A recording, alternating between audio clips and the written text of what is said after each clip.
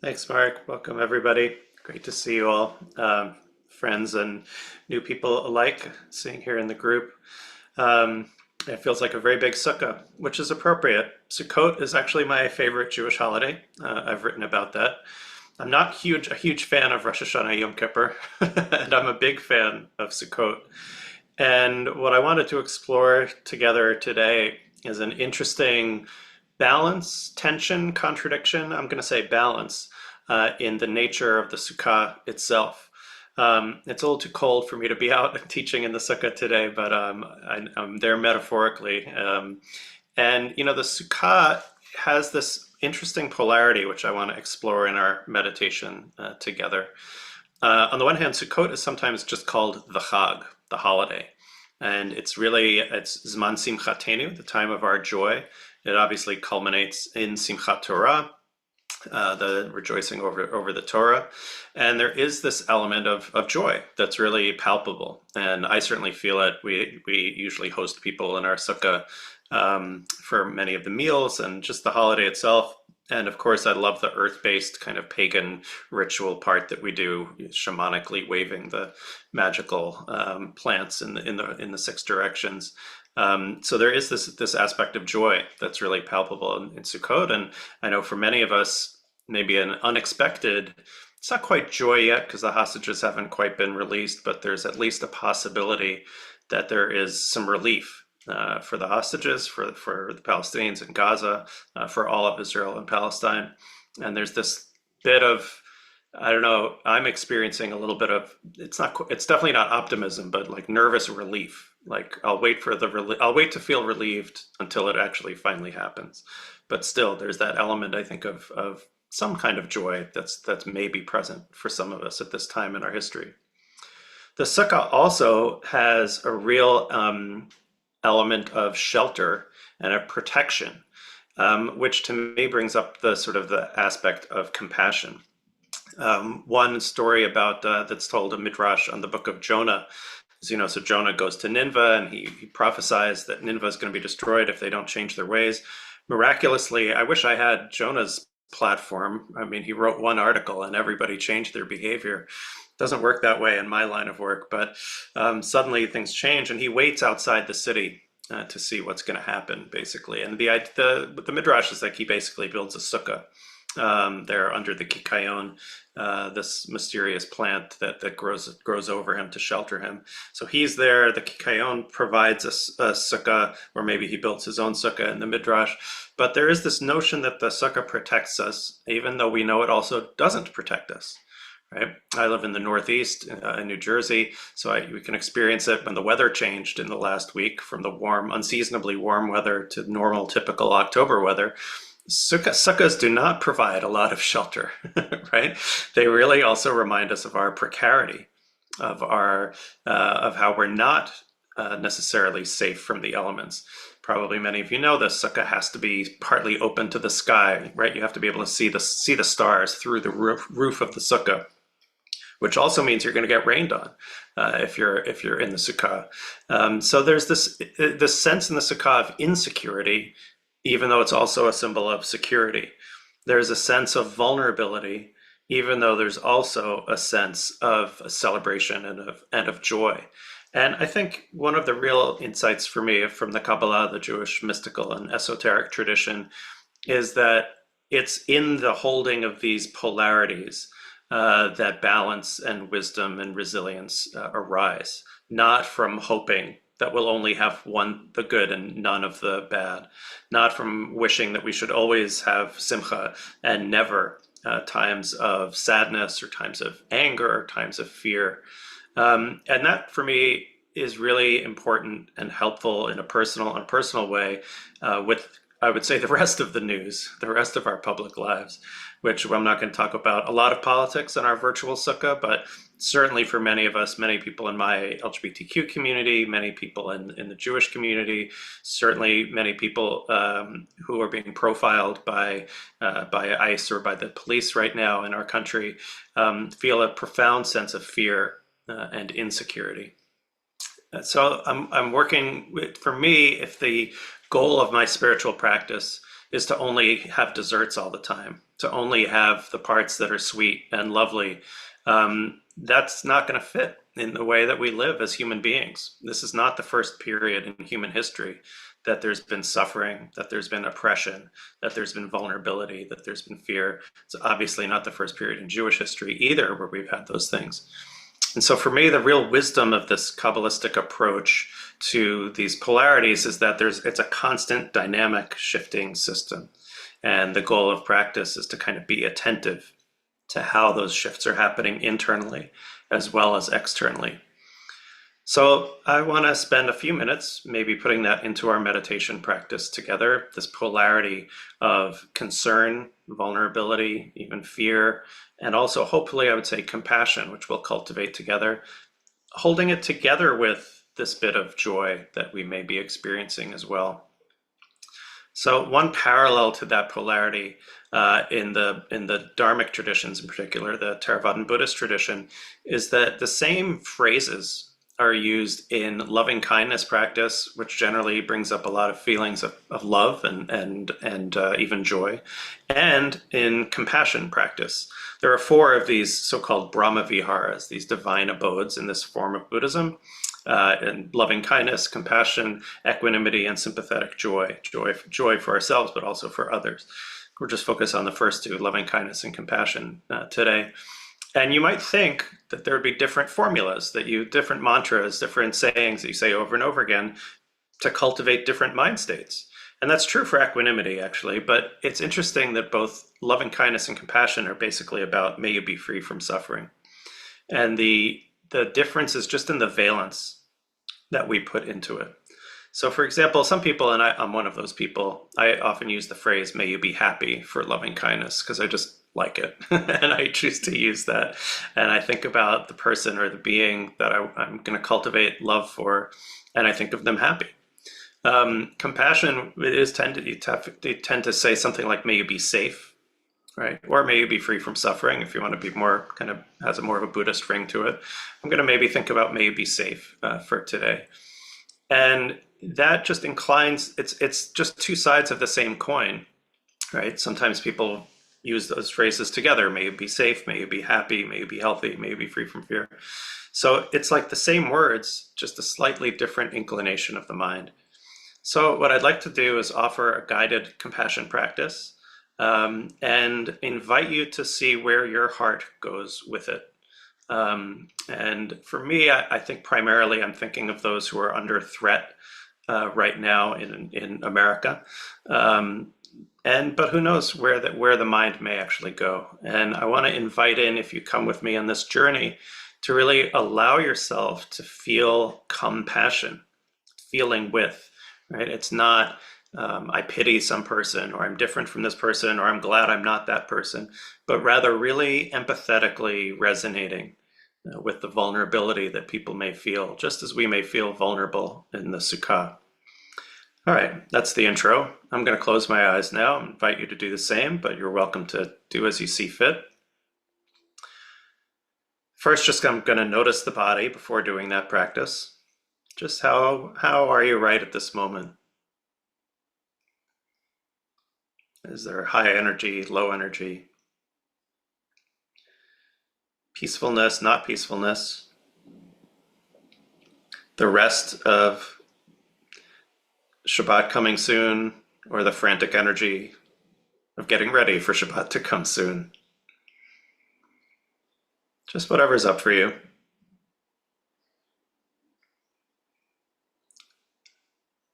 So noticing the body and the heart in this way.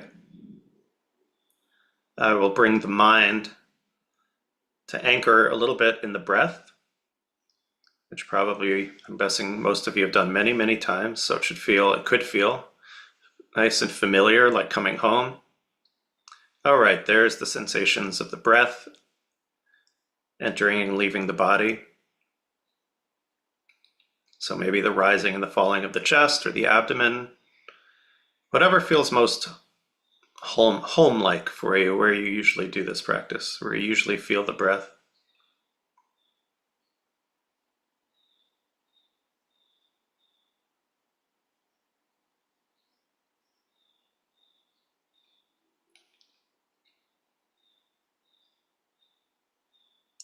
And if the mind wanders, just gently bring it back.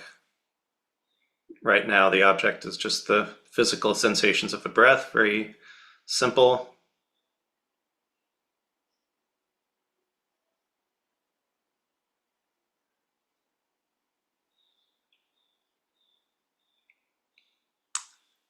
So the invitation as we shift is to bring to mind someone or some group of people who may be unsafe in this moment.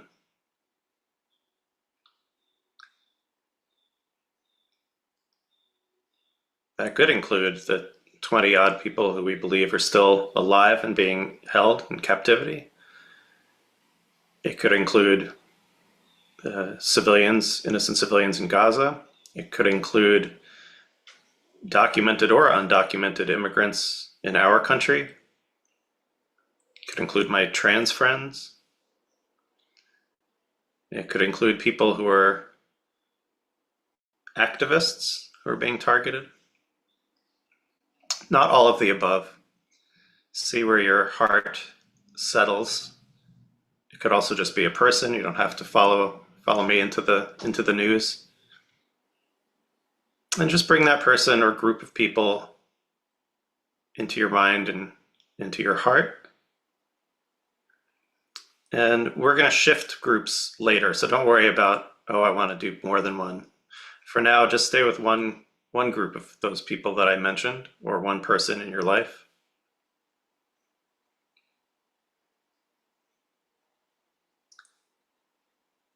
And if you're comfortable using a phrase to cultivate compassion, rachamim, I suggest the phrase, may you be safe. I like simple phrases. It's fine if you like a more complicated one, that's great. Totally do that. So I'm imagining this group of people or this single person, whether I know them or not personally. And I'm inhabiting that space of not feeling safe.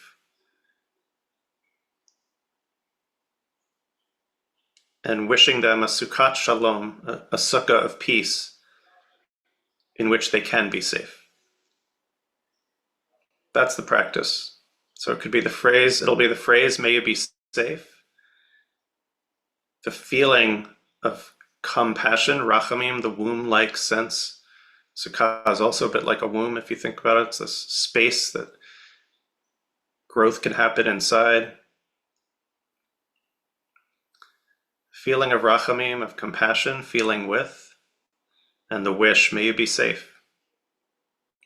May you be sheltered. May you be at peace. Let's try that for a couple of minutes, and I'll be quiet.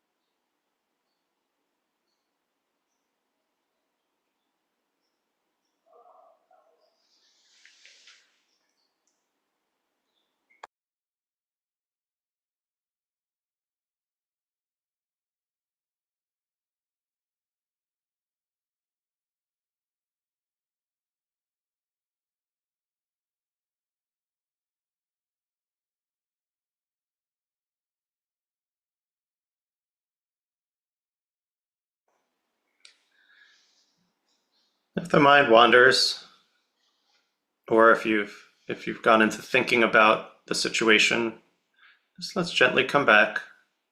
One breath in the body. bringing to mind the person or people who may be unsafe in this moment, and allowing ourselves in our safe space, a little bit of permission to feel that vulnerability.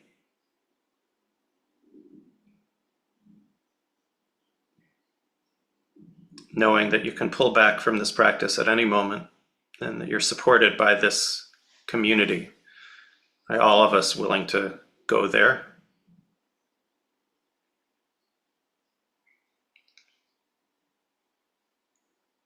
And with that compassion, a wish, may you be safe. And I'm visualizing the Sukkot Shalom, keeping them safe. That is just a wish. But that's my wish. That's coming from this place of compassion in the heart.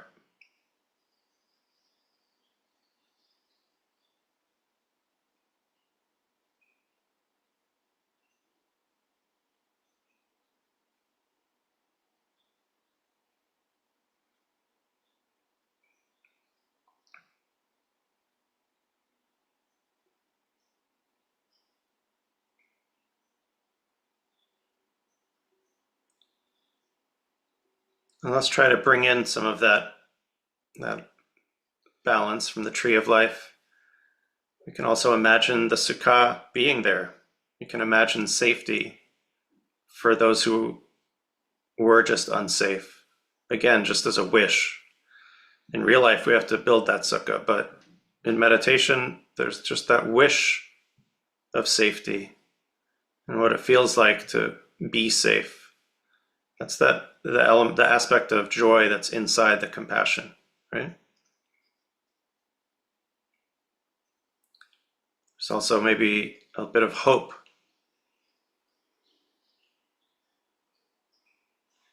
So the image is the same. I'm imagining this person or people who are unsafe,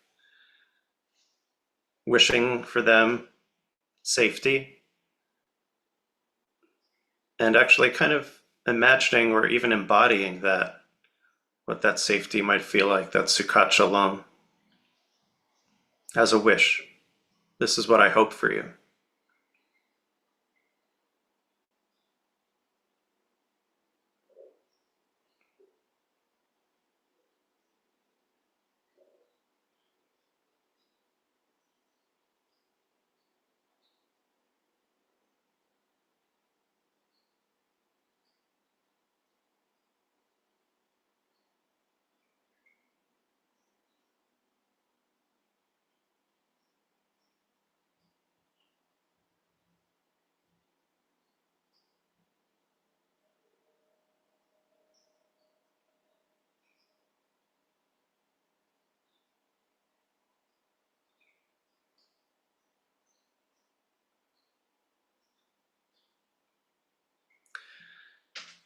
And to keep it fresh for the last couple of minutes, maybe let go of this one person or group of people that we've been holding in our heart and in our imagination, and maybe bringing in another.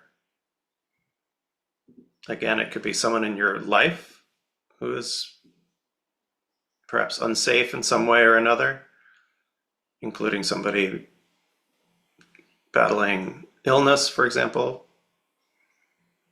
Or it could be one of the groups that I mentioned before, people who are unsafe right now in our society or somewhere else.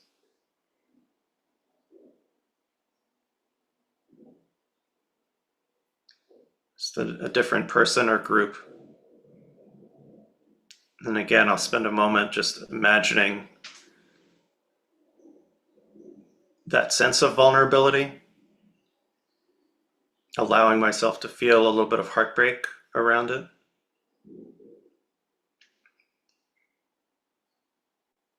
I would add not going to solutions, not going to resolve, not going to anger, not going to activism, just staying with the heartbreak of it in the practice.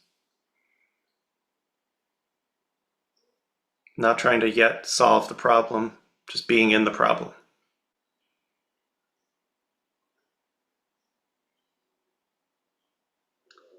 And from that heartbreak comes a wish, may you be safe. May there be a Sukkot Shalom spread over you.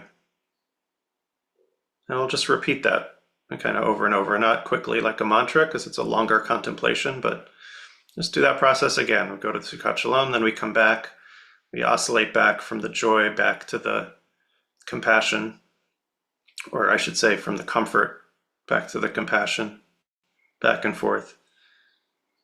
So after we do the Sukkot Shalom, we imagine that, and back to the feeling of unsafety. We'll try that for the last couple of minutes.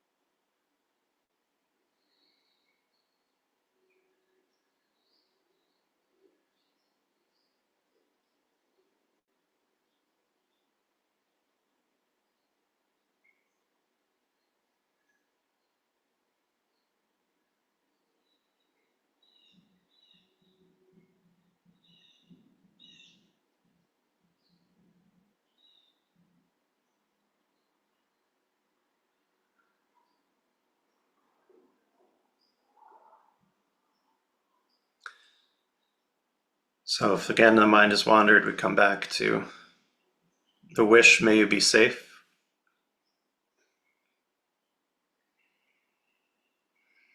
Somewhere between a meditation and a prayer.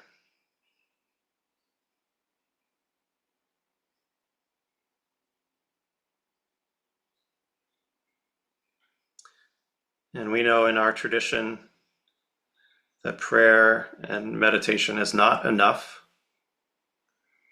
that we have to take action, we have to fix up this world to the extent that we can. And yet we also know that that action is going to be most sustainable and effective when it comes from this root of compassion and of connection. So let go of this practice, of this person, of these images, and taking with it the resolve to translate that compassion into some action we can take to help, so that the fruits of this practice are not just for us, but for all who are suffering, for all who are unsafe.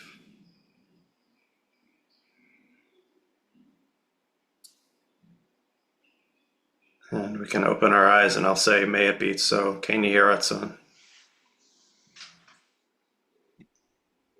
Kein Yeh Ratzon. Thank you so much, Jay, for the beautiful compassion practice. And we can extend it by offering our compassion and support for those among us who are in mourning, observing a yard site, or for whom it's your custom to join in the mourner's Kaddish. If you're not reciting Kaddish, we ask that you please stay present to support those who are. And you can put the name or names of anyone you're honoring today in the chat for our Kaddish today, or after you recite it. Thanks to Harry for sharing the words on the screen. And if you are joining me, I invite you to rise in body or in spirit. You can unmute it this time. Buchdahl, Buchdahl, hey brother, Gamma, bro,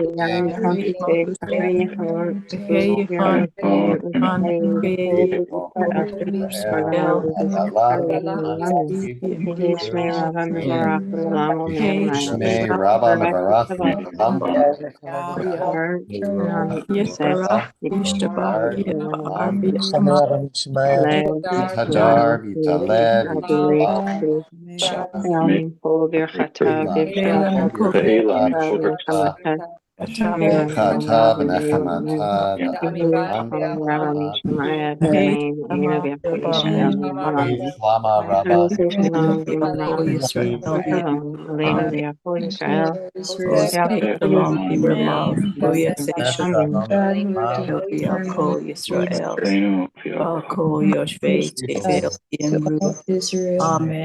Amen.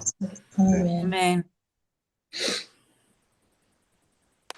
Friends, thanks so much for joining us today. If you're leaving us now, I want to wish you a sweet and restorative Shabbat and weekend. And hope to see you next week. Just a reminder, next week we will be meeting live on Monday, Thursday, and Friday as we did this week. IJS will be closed for observance of Shmini Atzeret on Tuesday and Simchat Torah on Wednesday. But we will be here on Monday with Rabbi Lauren Tuckman, and we hope you join us then. That's Hoshana Rabbah. That's the 7th day of Sukkot. And we'll close out our time in our shared Sukkot together then. Thanks to Harry Gilboa for holding our tech Sukkot today, and Rabbi Jay Michaelson for leading us once again beautifully today in practice. And looking forward to a conversation with him about today's teaching and practice. You're welcome to stay on. If you have a question you'd like to put to Jay, please put it in the chat. Preface it by writing question all in caps, and I'll try to keep an eye out for your question and work it into the conversation. And you can also just share your reflections on your experience with the practice today, maybe sharing who you were bringing into your practice in terms of that extension of compassion and support.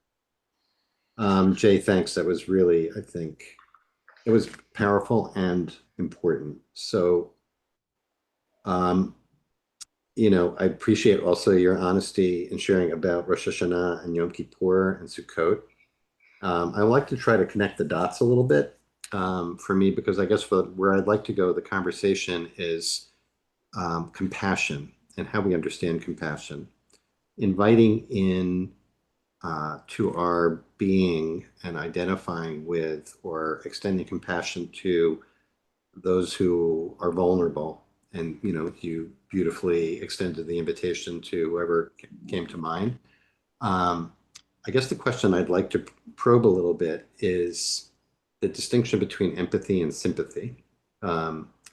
Empathy being really an identification with, that is, that when we're aware of the vulnerability of others that might be greater than our own, it can help us tap into our own vulnerability and have a sense of identification with them. At the same time, we might realize that, we might do some comparison and feel like, I am vulnerable, but this person is more vulnerable at this given moment. But the real issue, I think, for me, that I'm kind of interested in exploring is this sense of, I am with this person in the state of vulnerability, and that is eliciting from me compassion and the desire to wish them well, to wish them happiness, to wish them safety, the blessing practice that you invited us into, leaving aside the question of joy for now, but just starting with that. So what I was going to say was, like, I appreciate what you said about Rosh Hashanah and Yom Kippur, but I'm thinking that, at least for me, Yom Kippur is an immersion in the experience of impermanence, of our own vulnerability, right? Kind of rehearsing our own death and awareness of that temporality, fragility, vulnerability, etc.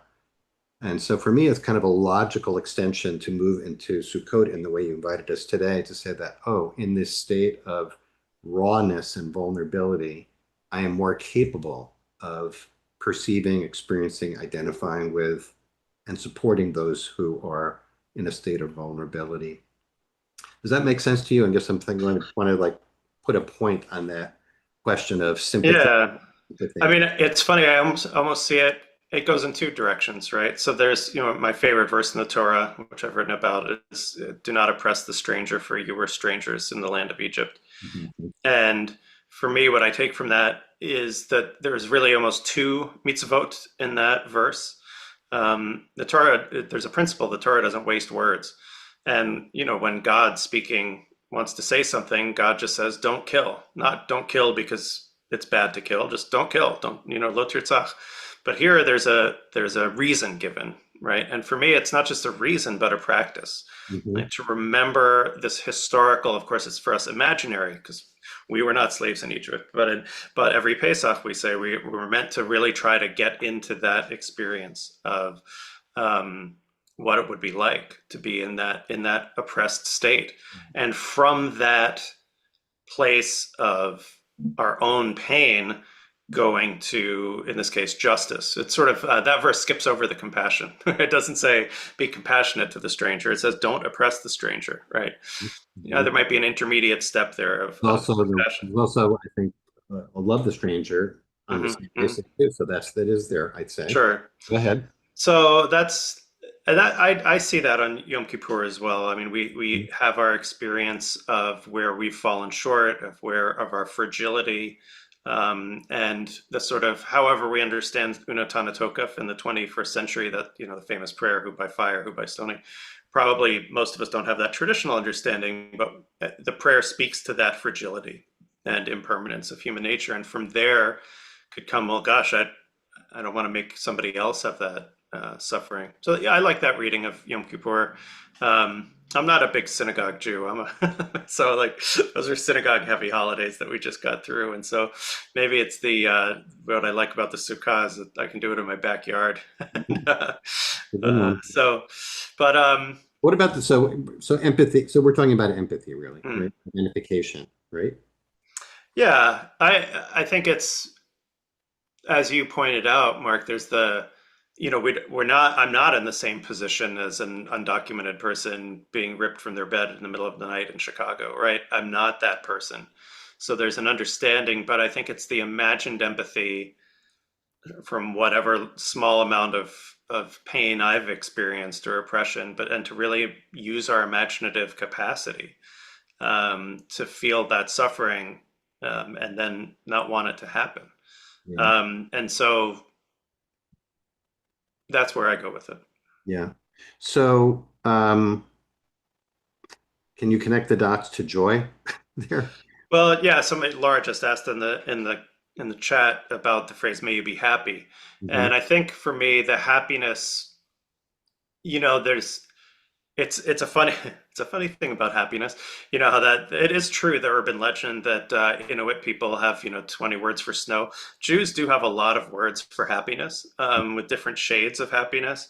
And it's funny because I think like the common assumption is like, "Oi, why does this keep happening to us?" Like Jewish sadness, but actually there's a lot of words for happiness and different valences of it. And I think here for me, it's not the joy of. So I feel like I get a rich emotional palette of happiness just from the Jewish tradition. In the Buddhist view, it's like the happiness that doesn't depend on conditions. So it's not like I'm happy because I just won the lottery. It's like I'm happy because I'm sort of based in a kind of rooted equanimity, and I'm not being pulled in various directions by what I want and what I don't want. In the Jewish sense, I feel like it's that peaceful joy of safety that does come from Sukkot Shalom. It's the joy of peace.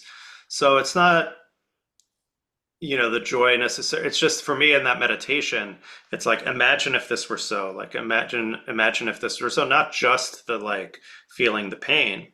Right, which I think we do want to feel, but also like, what would it be like for that not to be present?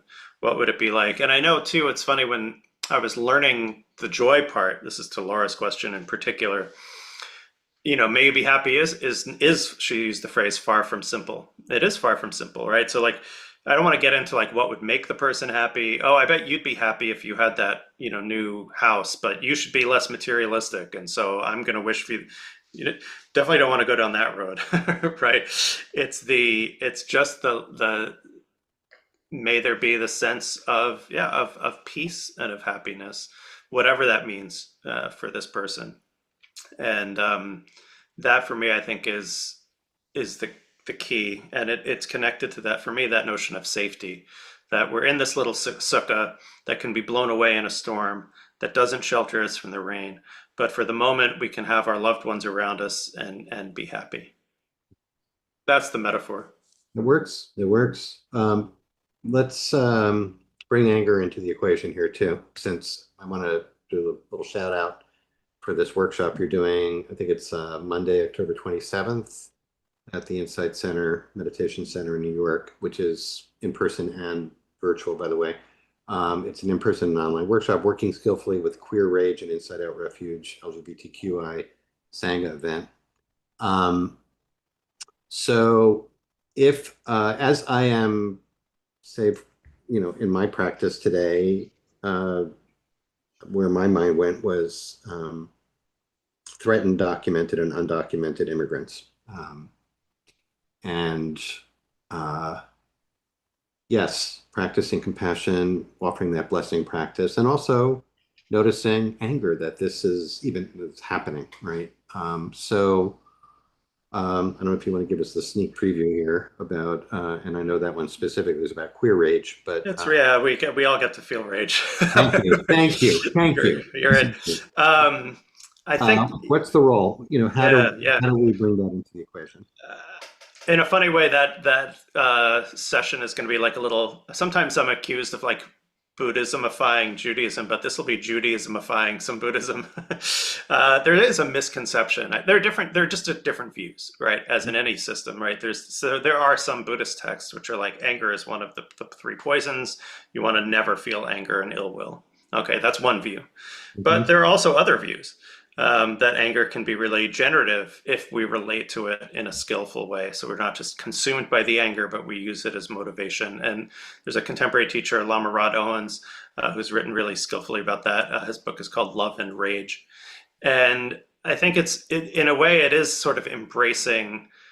I definitely feel like in the American Jewish community, we sometimes err too much on the side of valorizing anger. Like I'm so incensed that I'm going to say something at this ritual committee meeting and attack my rabbi and this and that and the other. However, there's a good medicine in there too, right? There's recognizing our values that are present in that anger can be really helpful. But anger can also be very quickly toxic and can consume us. And so it's that play that I think is what's important, not that, and it's what's skillful at a particular moment may not be at a different moment. There's that old saying that religion actually started with journalism, but it became known religion is there to comfort the afflicted and afflict the comfortable. And sometimes the comfortable need a little afflicting. I don't know, speaking to a Jewish community in 2025, if we're in that category, like I think we're pretty aware of affliction, but sometimes we can be too comfortable, and we need that. I'm sorry to interrupt. Based on what you're just saying, I'm thinking whether working skillfully with anger/rage, whether that can actually bring us back to compassion. That is, when when we see something in the news or watch something that riles us up. And I've seen, like many of these videos, for example, about people intervening with ICE, et cetera, and when it's most effective and when it's most, ineffective or counter effective, seems to be when there is the ability to maintain some degree of compassion, and emanate that in some way. I think that's right, totally. And I think it's centering the compassion. Reminds us to center who this is really about. So I may be feeling really angry, and I may want to express that anger because it feels good to express anger sometimes. But it's not about me. If I'm doing a protest action at a nice facility or whatever I'm doing, whatever side on if it's an Israel-related thing, wherever, it's not about me and me venting my feelings, right? It's about the people that are vulnerable, that are under threat. And I think compassion can be the reminder of that. And then exactly as you say, I'm sure folks on this call saw there was a shocking video out of Chicago where a Presbyterian pastor was shot in the head with pepper bullets, not lethal pepper bullets, but bullets filled with pepper spray, which are expressly not meant to be shot at people's heads. And he does radiate that compassion in a way by just being there and being a member of clergy. And I know, Mark, in your family and in mine, there's, clergy who are putting themselves and their bodies on the line. And that's the power of spiritual activism, is that it can come, not that it always comes, but it can come from that place of Kedusha and of balance, And certainly if we go to the highest level, Dr. King or Gandhi, right, these are people who drew from or Heschel for that matter, drew from or Thich Nhat Hanh, from their spiritual traditions, to have that sense of balance and of dignity in the face of outrage and outrageous things being done to them and to people who they cared about. And I can't say I always live up to that level, but I think that's an intention that we can bring in all of our lives. If we're at a soup kitchen, if we're posting something on Facebook, if we're whatever it is that we're doing, I'm sure we've all seen what happens when we let the anger side drive the bus and we post that comment and we end that relationship or friendship. And not that every friendship or relationship needs to be maintained, but when anger does it, it doesn't always have our long-term interests at heart. And so I think it's a pretty profound practice to just see, am I being motivated by rachamim, by compassion right now? Or is some other part of my being, like I said, driving the bus? Yeah. Well, thank you for that. I mean, that's why I said it was, when we closed, I said that was such an important practice, and I appreciated, that you led us towards the end, towards that. You really, I think, underscored how the practice is about not being in the solution, but there is a time to get to the solution. And the purpose of the practice of not being in the solution is to help us get the clarity to be able to ground ourselves so that we can, at least as I understand it, to be able to seek a solution and act on that in a way that's grounded in the compassion that we were cultivating today. So, and I just want to lift up the last comment in the chat, which came from Nancy, that sometimes none of us is called upon to have an infinite heart that can handle everything, and we always want to treat ourselves with compassion as well. And sometimes the compassionate thing is to not do compassion practice, right? Ironically enough, right? If there's so much. I was thinking in the first part of the compassion practice, a friend of mine is a pastor at MCC in Tampa, where I grew up, and is transgender and is known as trans. And right after the Charlie Kirk murder, some activists came to his church. And they were there. They wanted to know if he was there, and so he felt personally under threat. And that's who I was thinking of for those first 10 minutes or 5 minutes or so. And that pain, that's so personal. He was holding my hand when my mother died. I mean, this is a close friend of mine, and in the room. And none of us is called upon to have infinite compassion. And sometimes self-compassion is the compassionate step. For sure. Thank you for closing with that. Appreciate it. Just the last, before we close, just another shout out. If you haven't already subscribed to Jay's Substack, both and Harry, if you don't mind putting the link back to that in the chat, that would be great. And Jay, really appreciate you taking time on this Friday to lead us so beautifully in practice. Thanks, Harry, for holding our space. Thanks each of you for being here. May all of you have an opportunity to bring this compassion practice into the rest of your day, into your Shabbat and weekend, and we'll look forward to seeing you back here on Monday, everyone. Shabbat Shalom. Thanks, Mark. Thanks, everyone.